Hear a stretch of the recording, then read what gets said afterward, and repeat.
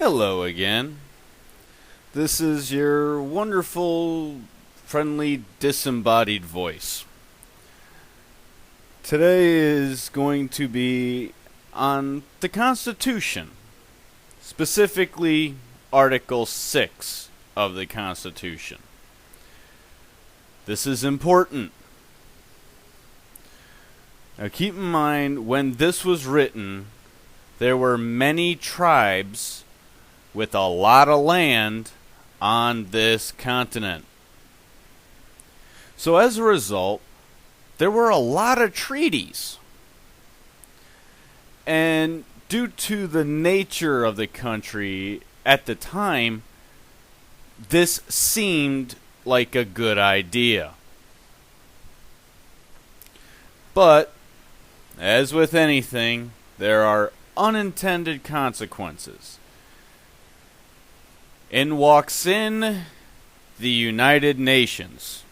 Yes, the UN, that wonderful, fuzzy, loving, governing body of the world with its head 6 feet up its own ass. Why does this affect you? Well, here it is. And I'm going to read it. Section 2. This Constitution and the laws of the United States, which shall be made in pursuance thereof, and all treaties made, or which shall be made under the authority of the United States, shall be the supreme law of the land.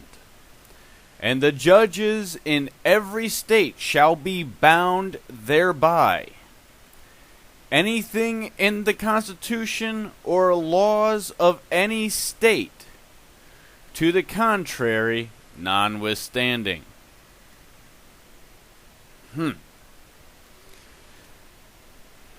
So, how does this affect you?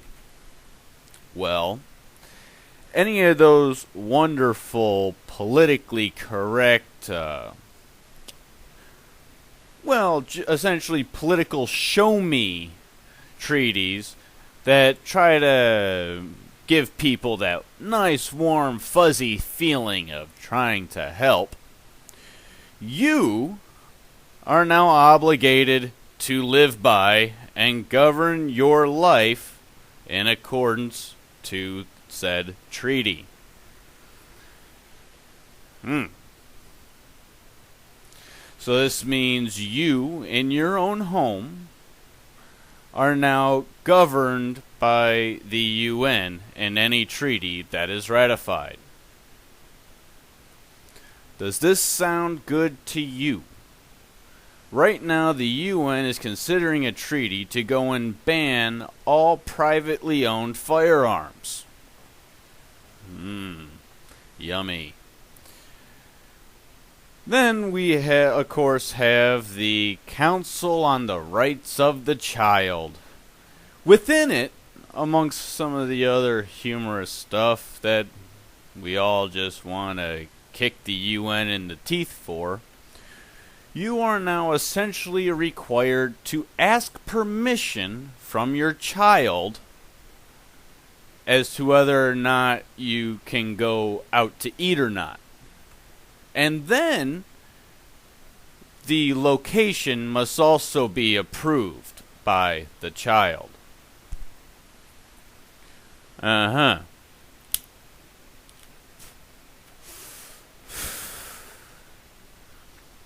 Just two very simple examples.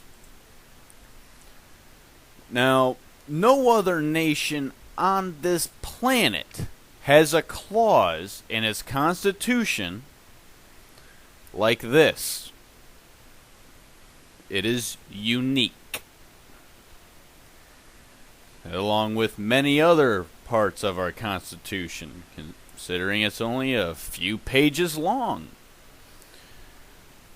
For example, other countries, their constitution is 128 pages.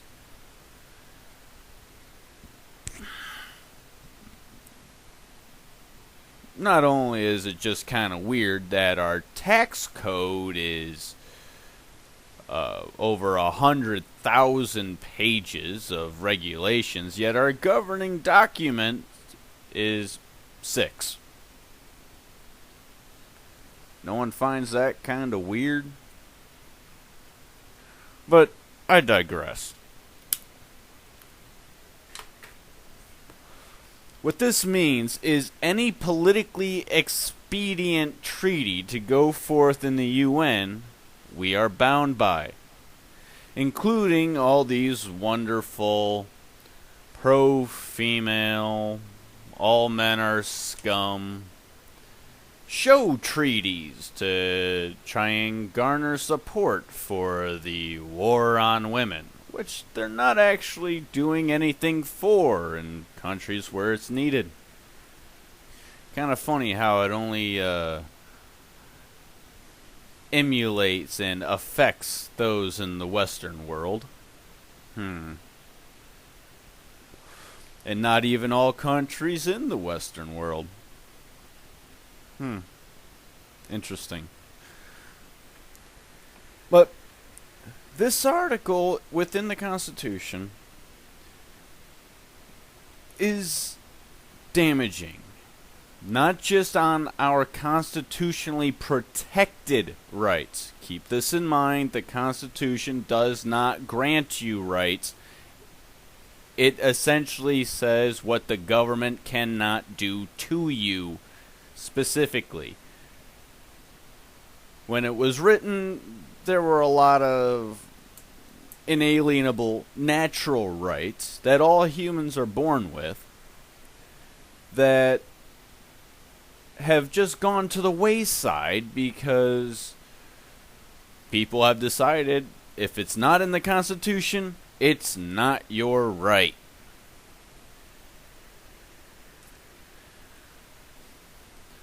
I bring this up because reading articles on the psycho feminazis over in Sweden who have essentially the world handed to them on a plate. Other nations are getting in on the act, and they are petitioning the UN. Funny note on petitioning of the UN, at this moment, there's a bunch of people here in Detroit that do not want to pay their water bill.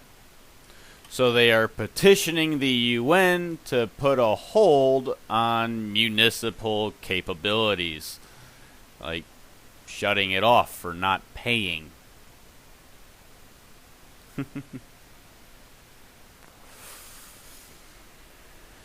Sounds very socialist to me. It hasn't really worked anywhere in the world. And no, we're gonna bring it here. Well, it's been here for a while. And you might want to read up on Article 6, just as a note. Thank you.